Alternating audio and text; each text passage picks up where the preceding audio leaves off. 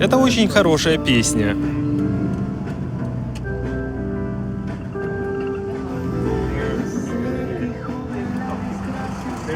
Там справа полиция. А это одна из тех машин, которые они используют для стрельбы водой. Они называют ее «Кит».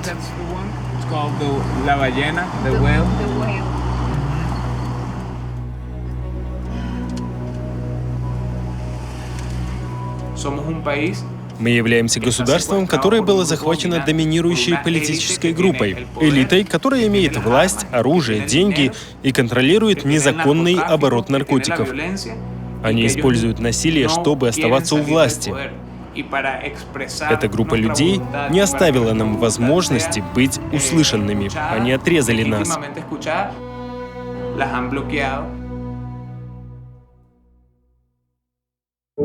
В 2015 году правящая партия Венесуэлы проиграла парламентские выборы, где оппозиция получила большинство голосов. Однако в 2017 году с помощью Верховного суда Николас Мадуро лишил законно избранный парламент всех его полномочий и передал их новосозданной Национальной конституционной ассамблее. 23 января 2019 года Хуан Гуайдо, председатель контролируемого оппозицией парламента на основе Конституции, провозгласил себя временным президентом страны. Политик получил поддержку большинства международного сообщества как законный глава государства, что привело к очередной эскалации конфликта.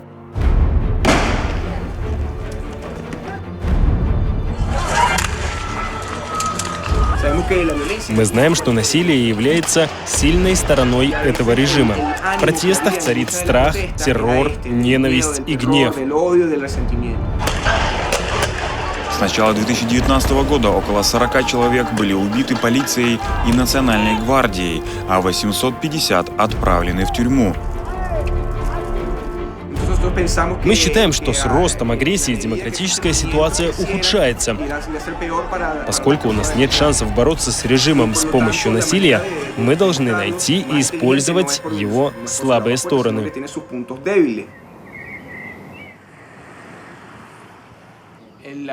Эль-Лаба существует с мая 2017 года. Мы начали на улице с акцией протеста. С самого начала это была ассоциация добровольцев, люди, которые собирались, чтобы поговорить о том, как протестовать без насилия. Для нас всегда было важно послание протеста. Мы не просто выходим на улицы из-за Николаса Мадуро. Мы выступаем за демократию и за права человека. Я считаю, что в Венесуэле нарушаются все права человека и большинство прав на их защиту.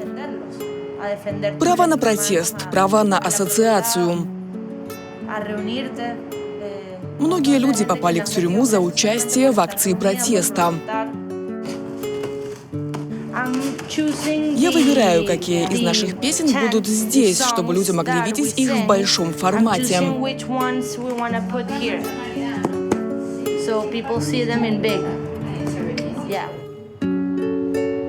Моя любимая кричалка.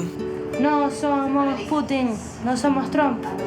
Somos el pueblo unido contra el opresor. And that kind of fit.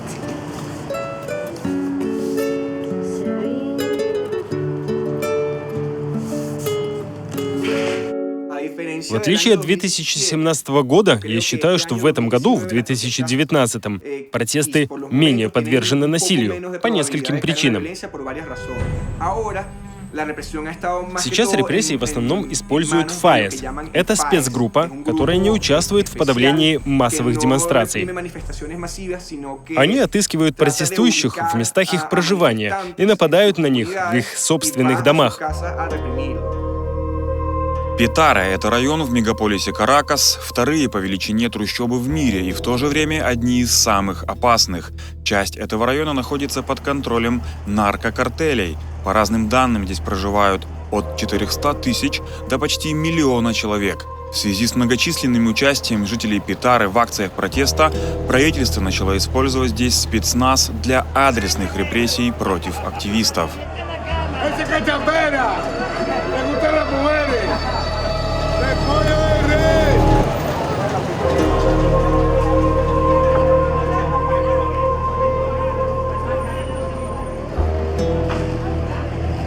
собой, я являюсь уличной активисткой. Я люблю быть среди людей. Я стараюсь говорить и просвещать жителей моего района.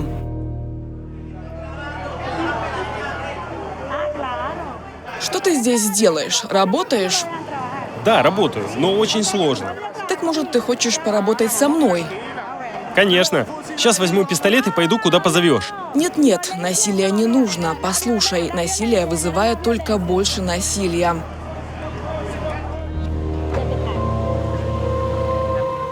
Ситуация сложная для всей страны. Конечно, Петара, как самый бедный район, переживает сложную ситуацию с точки зрения безопасности, государственных услуг, экономики и политической поляризации.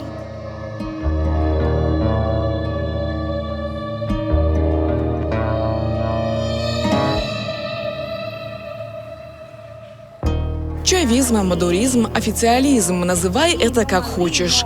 Они заставили моих соседей использовать самоцензуру. Как ты думаешь, чем обусловлена нынешняя ситуация в Венесуэле? Я думаю, что проблемы вызваны экономической блокадой.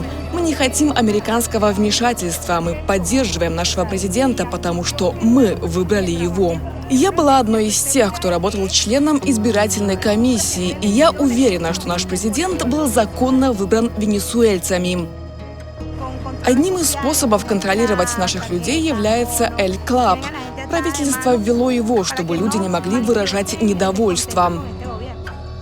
Название El Club происходит от названия местных комитетов по закупкам и производству. Эти правительственные организации распределяют продовольственную помощь среди наибеднейших масс населения, благодаря чему контролируют более 7 миллионов венесуэльцев. Типичная упаковка продовольственной помощи включает в себя рис, бобы, тунец, масло, сахар, молоко. El Club с самого начала своего существования является дискриминационным механизмом. Ведь в стране не хватает еды. У государства есть база данных. Есть список людей, которые должны получить эти продукты питания. Если люди, к примеру, не участвуют в правительственных маршах, то их исключают из списка социальной помощи.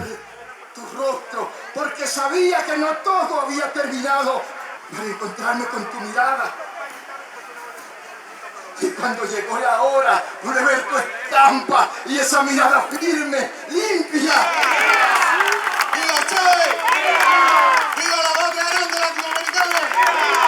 ¡Unidad o muerte! ¡Venceremos! ¡Al yanqui dale duro! ¡Maduro! ¡Maduro! ¡Al yanqui dale duro!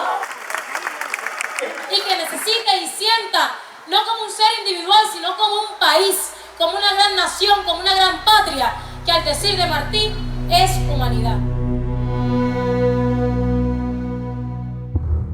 Венесуэла имеет самые богатые запасы нефти в мире. Продажа черного золота обеспечивает более 90% дохода от экспорта. На протяжении многих лет это позволяло финансировать многочисленные правительственные программы, направленные на поддержку самых бедных слоев общества.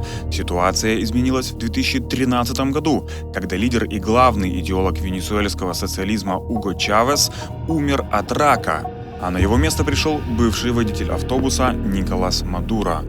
В то же время цена барреля сырой нефти на мировом рынке упала почти 4 раза, что разрушило социально ориентированную экономику Боливарианской республики. 2018 год закончился инфляцией на уровне почти 2 миллионов %. Это привело к краху большинства сельского хозяйства и локального бизнеса. Мы не можем достать семена, нет удобрений. Для работы у нас остались только голые руки. Мы должны сделать все, что в наших силах, потому что если мы будем рассчитывать на государство, мы ничего не добьемся.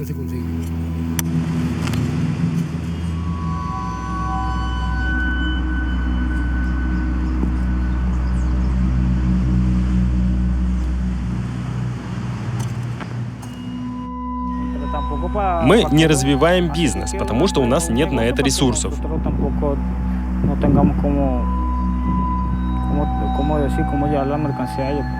Мы работаем, чтобы выжить, иначе останемся ни с чем.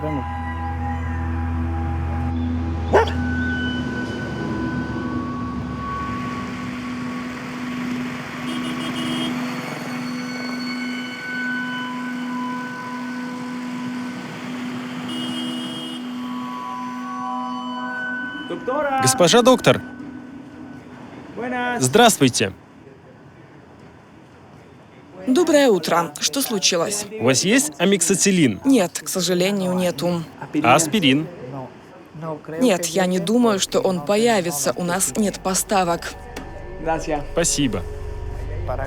В настоящее время я продаю 2-3 препарата в день, не более. Лаборатории сейчас закрыты.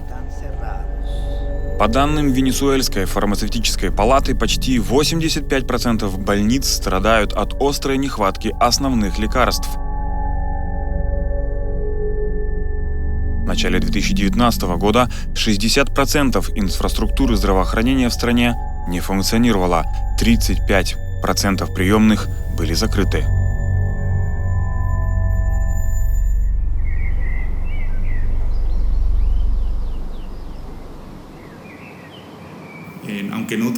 Хотя у нас нет официальной статистики, различные учреждения, например, университеты, предоставили информацию о том, что в 2018 году 48% населения Венесуэлы жило в бедности.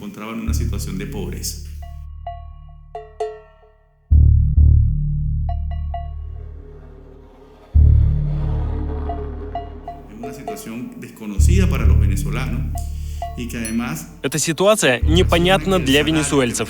Минимальная заработная плата для работающих людей составляет сейчас всего $6,5 в месяц. Этого недостаточно, чтобы купить всю необходимую еду.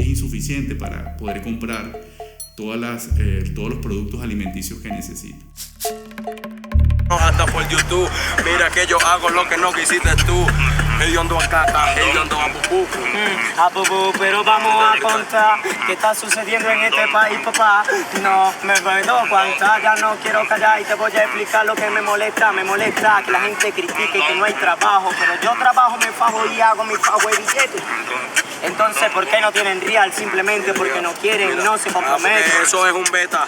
Relajado, hermano, en esto vengo. Mira, yo es que explico mi libreta. Yo no soy una analfabeta. Yo veo que empiezo a salir a los menores con par de vereta, con par de Kalashnikov, mi bro. Igualito yo los hago así, ¿me entiendes? Que hermano, quitar bien la tos. Porque los hago verlo rápido y lento. Pero sí que hermano, mira, también los hago atroz. Atroz. Y por eso es que la gente...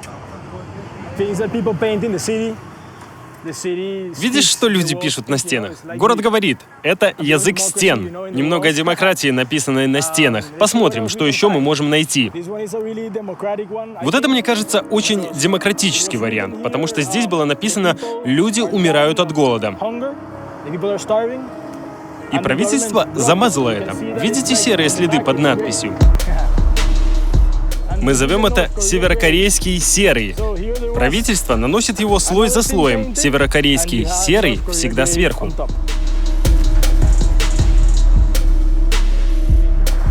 Ха, вот это чертовски смешно. Эй, диктатура, а есть хлеб? Нет? Ну тогда и голосования не будет. Это потрясающе. На всех этих стенах перечеркнутые надписи. Там написано «Сопротивление», «Свобода». Объединившись, мы можем сделать больше.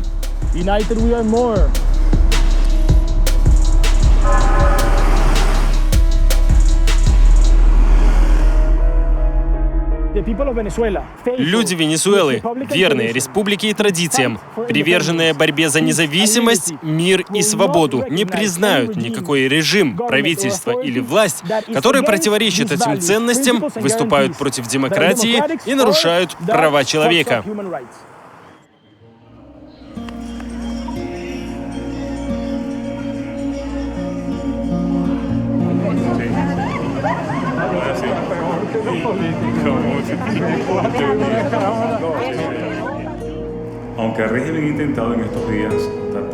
Режим атакует меня, чтобы дискредитировать перед нашим сообществом.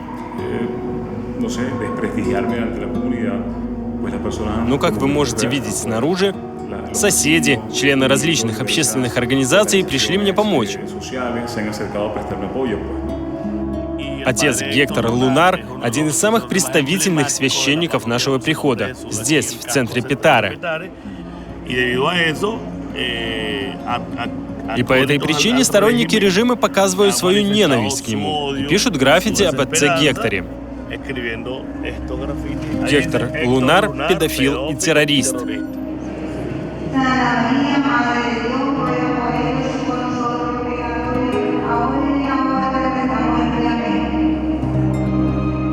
Все это является результатом политической ситуации, в которой находится наша страна. Ситуация в Петаре – это ситуация всей Венесуэлы.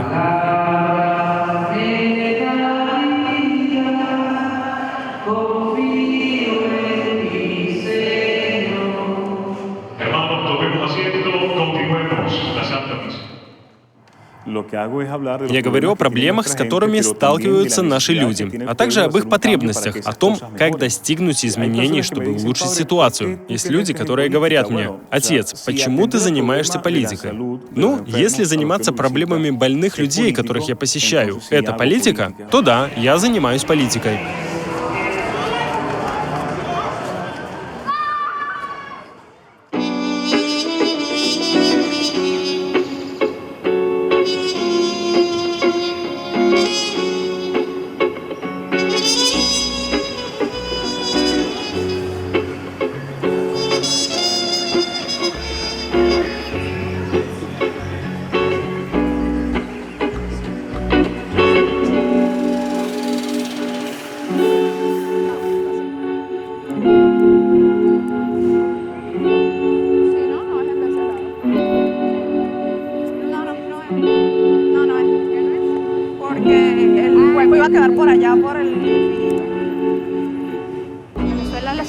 Из-за цензуры ситуация, в которой сейчас находятся венесуэльские СМИ, очень сложная.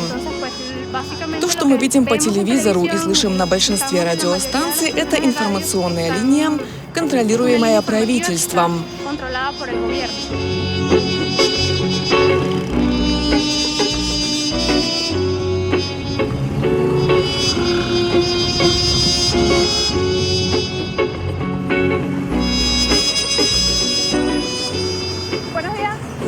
Доброе утро. Мы можем почитать новости?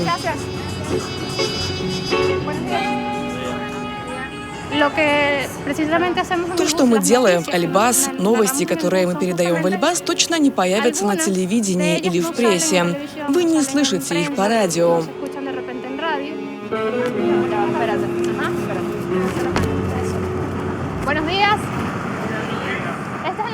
Доброе утро. Это новости Эль-Бас Парк Миранда.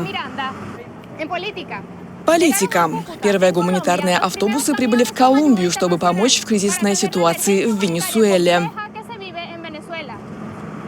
В распределении гуманитарной помощи по всей стране будут принимать участие Красный Крест, Церковь, гражданское общество, неправительственные организации и представители международного сообщества из центров Колумбии и Бразилии.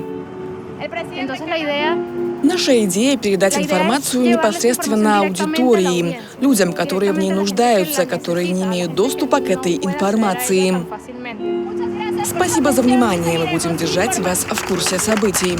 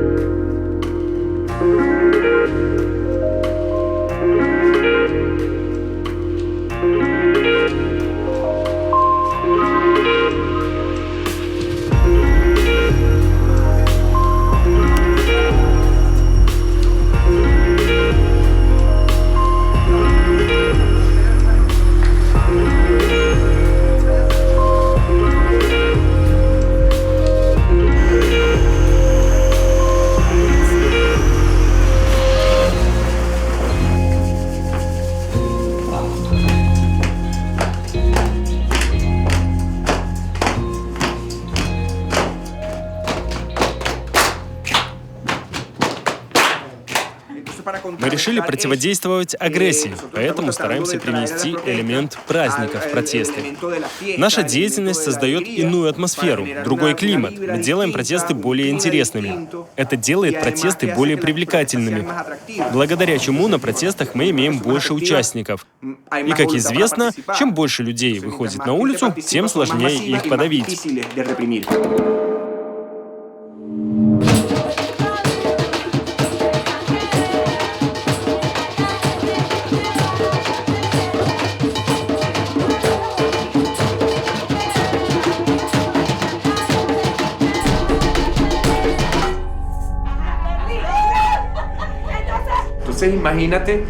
Представьте, что когда мы выходим на марши, с нами идет 20, 30 или 50 человек. Пусть будет еще 500 человек. Только представьте себе эту общую энергию.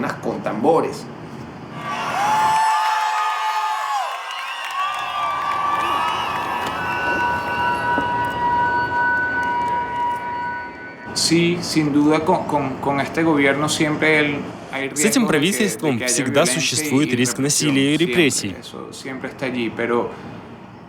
Но, мобилизируясь как общество, массово, мирно, без насилия, мы можем быть очень сильными.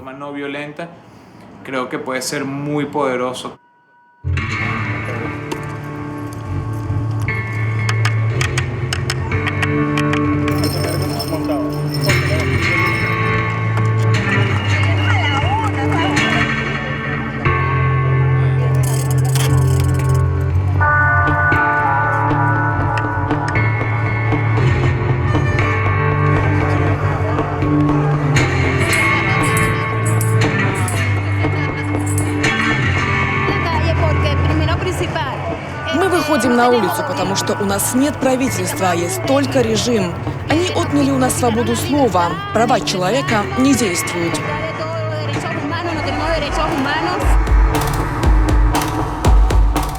В реальной жизни я солдат. Я давал присягу Чавесу. Никто не платит мне. Я хожу в рваных ботинках. Я должен работать, чтобы поесть.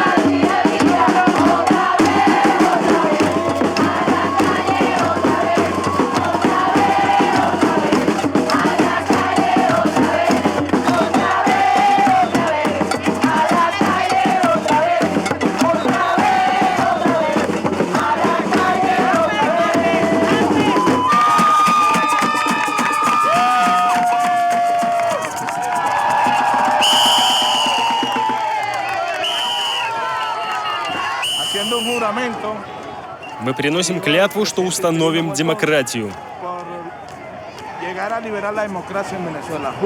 Juro hasta lograr el cese de la usurpación, el gobierno de transición, elecciones libres. ¿Se puede o no se puede? ¡Sí se puede!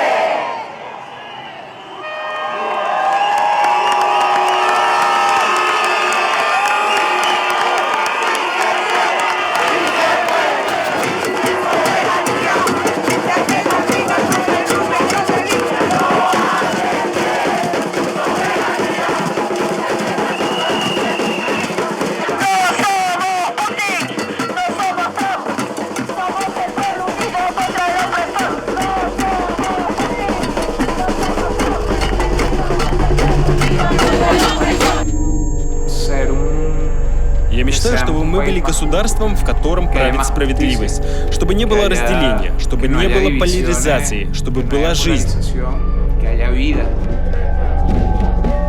Мечтаю, чтобы не было столько смерти, и чтобы наша страна уважала права человека, права всех людей. Мы мечтаем об обществе, которое ответственно за свои интересы и свои нужды.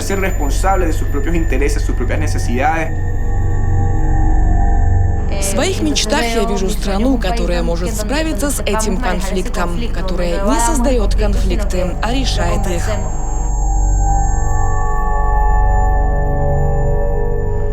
Я мечтаю, что будет лучшее завтра и лучшее будущее. Мечтаю с помощью музыки и благородной деятельности пробудить сознание.